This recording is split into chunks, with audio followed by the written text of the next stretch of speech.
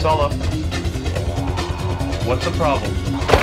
RL15 responding. All members of Hatzolah are volunteers.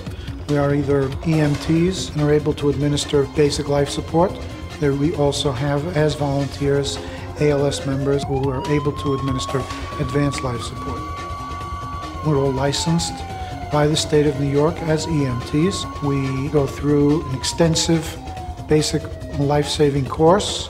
We take a state-administered test in order to receive that license. All Hatzolah members have equipment in their vehicles. They have oxygen tanks, they have trauma boxes, so they're able to respond directly to the call. Hatzolah! Also be a backup member dispatched directly to the call. They get to the call, they evaluate, they begin treatment. At the same point in time, the dispatcher has already dispatched someone to the ambulance, and the ambulance is already en route. In this fashion, we're able to cut down on the response time and begin treatment to that patient immediately. Very fast, and it works sometimes so fast you don't even realize afterwards what really happened until you sit down and discuss with some of the guys of what happened and what went on. But it's teamwork, we all work together. Everybody's on call 24 hours a day, 7 days a week.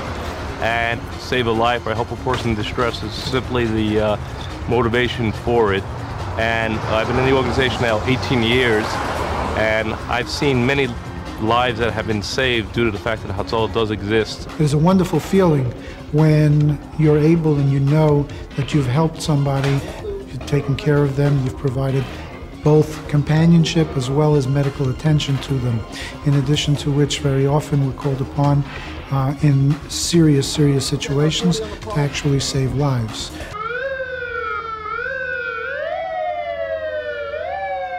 In January of 1995, Chananya left for yeshiva in the morning.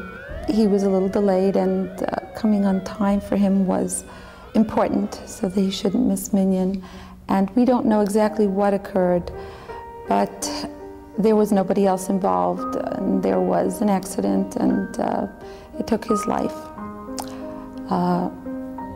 very suddenly, very tragically.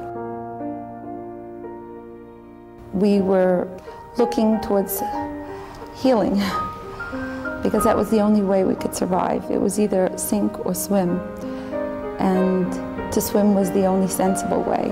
In fact, our friend Miriam Wurzberger tells us that from the very moment that she came to be Menachem Avel, she said she wants to do something in Chananya's memory.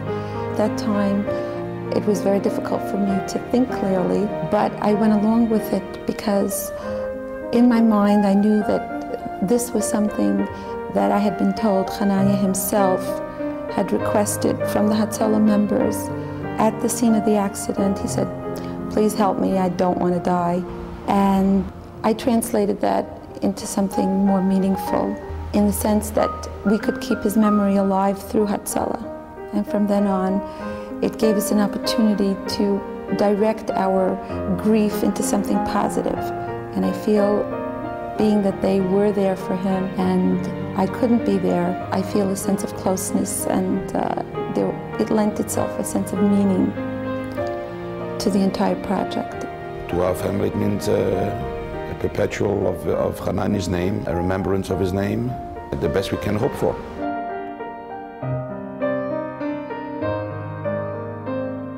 The opportunity to save a life is very precious.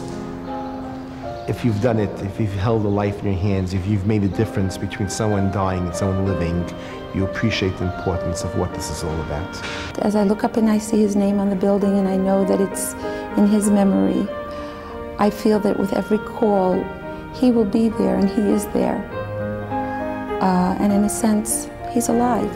He's alive in a spiritual sense. And knowing his sweet and gentle nature, and giving nature and caring nature, I can't think of any other way to have left him a legacy. And if this project will help other parents and help other people and save their lives, it will be something special for his neshama each and every time. And that, to me, there is no better, no greater nechama, no greater nechama. It's my pleasure to welcome you to the Chanukah Sabayis of our new binyan, Beis Chananya. I thank all the various Hatzolah members who have worked behind the scenes to make this day possible. I thank Willie and Gloria, who were involved every single day of this project. Special thanks to Mrs. Miriam Wurzberger, who was the shadchan, so to speak, between Willie and Gloria and our need to put up a building. We thank you from the bottom of our hearts. Just a little over 2 years ago, we all gathered here at a barren site right outside for the groundbreaking of our community's first Hatzolah building. As I gaze up at the beautiful new edifice, I know and I shall always know that our family did not and does not stand alone in our loss. With fond recognition to a dear friend of ours, Mrs. Miriam Wurzberger, I would like to ask her to come forward to accept a token of our appreciation and gratitude for being the shaliach who piloted this entire project. The members of Hatzolah are moisa their nefesh, their guf, their entire life and that of their family is given over for the benefit of a community. Certainly appreciate, as do we all in the village, the incredible work of Hatzolah. It's the only organization that Taka doesn't serve itself in any way, but just extends itself completely and 100% for everybody else.